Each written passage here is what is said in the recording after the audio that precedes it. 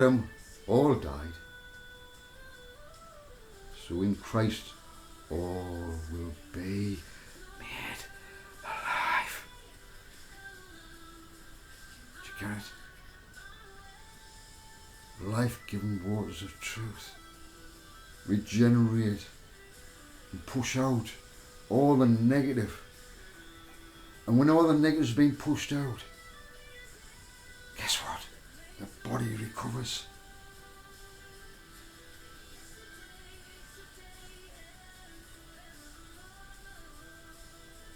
We're in recovery.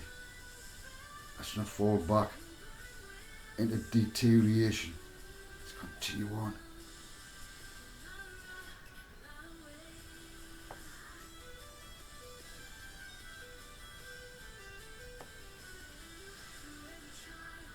I'll read one more for you, shall I? Stop that. Yeah. One more.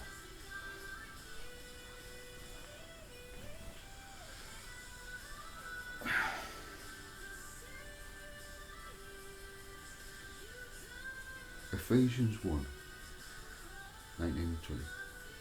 And the surpassing greatness of his power to us who believe.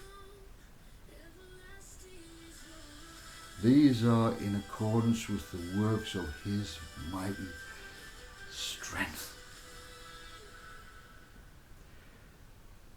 which he exerts in Christ when he raised him from the dead and seated him at his right hand in the heavenly realms.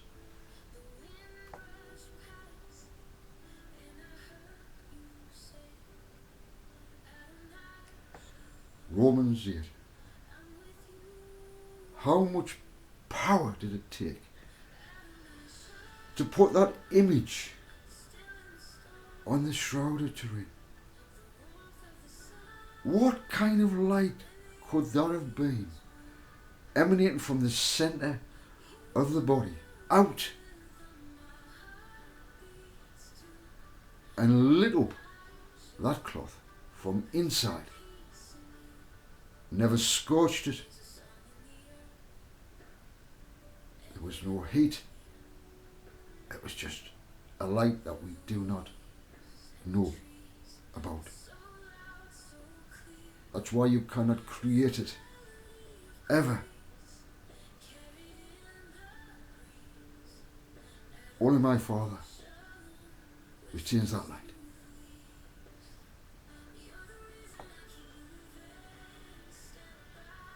And he gave it to his son. And he resurrected him. Brought it back to life. For a split second. Whew. He was alive.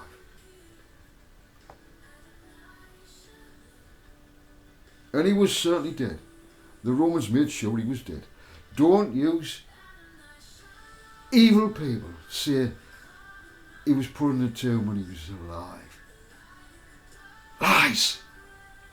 Because the Roman soldier, by law, before he could go back to report of the dead body, had to make sure he was dead.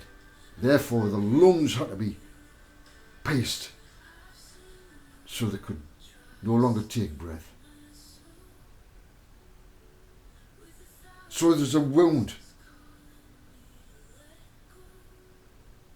Yeah? There's always someone trying to say, oh, he was dead.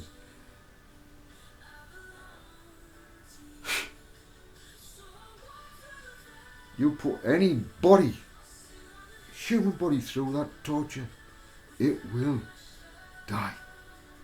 Whether it's incredible or not.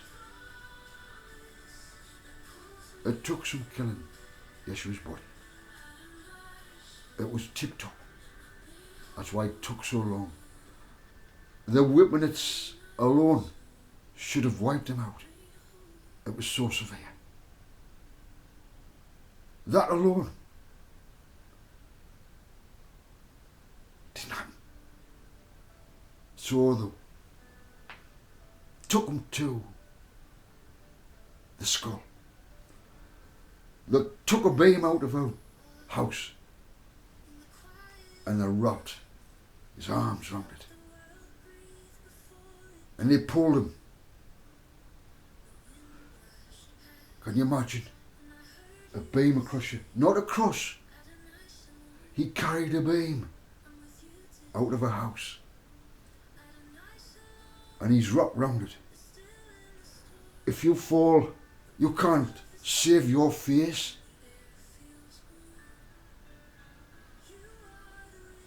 So if he fell, and he did, he had to use the twist of the, so that the wood would fall first, and then, but it still affected him. His body had been beaten, and he was still required to carry that to the olive trees. And once he got to the olive trees, they put him on the ground, laid him on the ground, laid him on the ground, and then they put nails through the wood. It wasn't on a cross yet. There's no cross. Then the soldiers shape the olive tree so it can take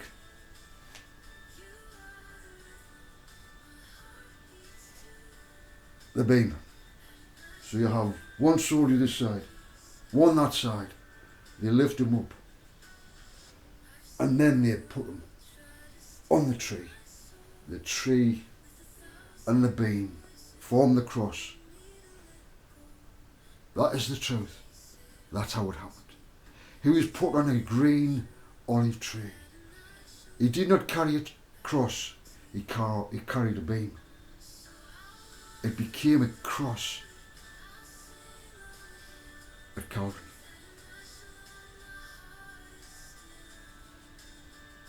Hope you understand that. Mel Gibson, you have it totally wrong. He didn't carry a cross. Do your research.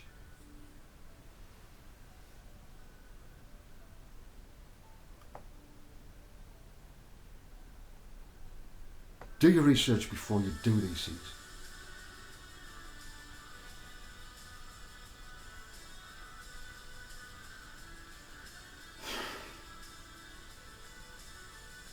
Passion of Christ. 1 Thessalonians 4, verse 16 and 17. I think I might just leave it here.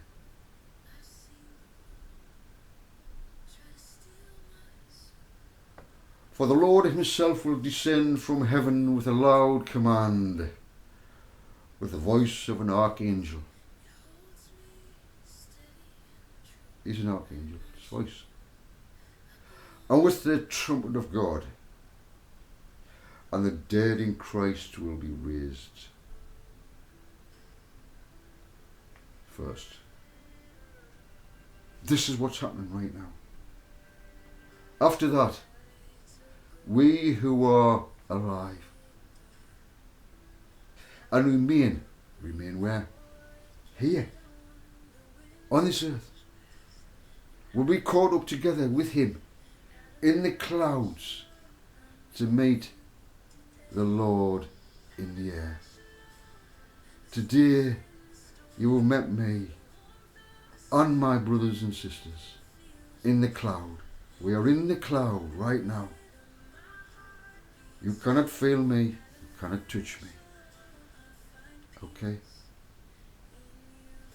I'm in, as it were, in the cloud. So, after that, we who are alive, this time period of the end days, and remain, will be caught up together with them in the cloud to meet the Lord in the air, and so we will always be with the Lord. So we're all acting together as a body, and that is how it all happens. You're doing your job, I'm doing my job, others are doing their job. It's a cloud of witnesses, faithful witnesses, a great cloud of witnesses, and that great cloud of witnesses will be added to during the 1,000-year reign.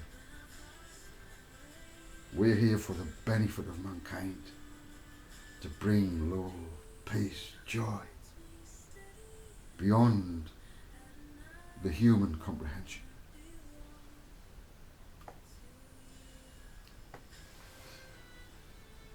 I'll read one more for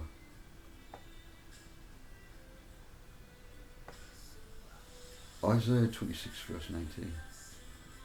Your dead will live, their bodies will rise, awake and sing, you who dwell in the dust. For you dwell,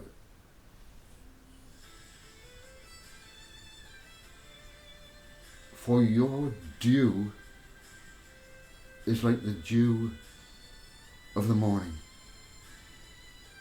and the earth will bring forth her dead.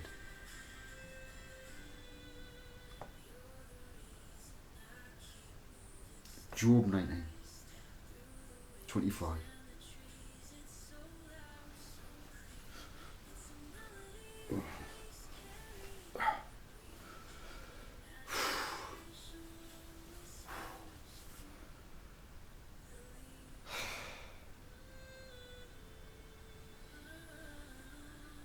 Oh,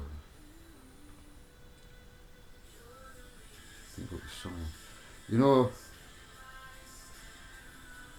I was just thinking about this ladybird. This ladybird. I would like to. I would like to leave with a song. I'm not going to sing. I could do. It's a very old song. Crosby, Stills and Nash. It's Crosby, Stills and Nash. Young. Oh, I must remember Young as well.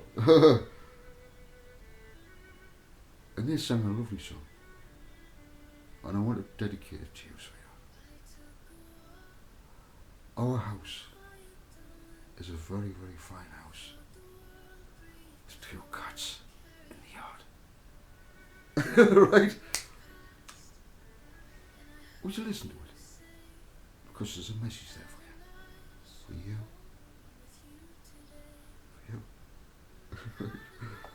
Anyway, I think I should just leave it at this now.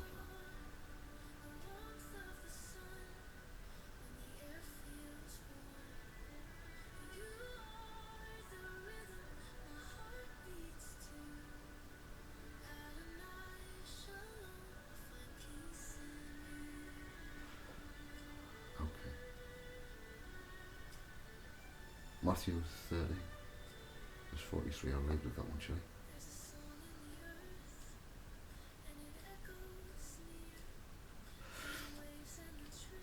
Someone wants to continue. Someone wants us to continue. It's going to take such a long time to load up for. So I better.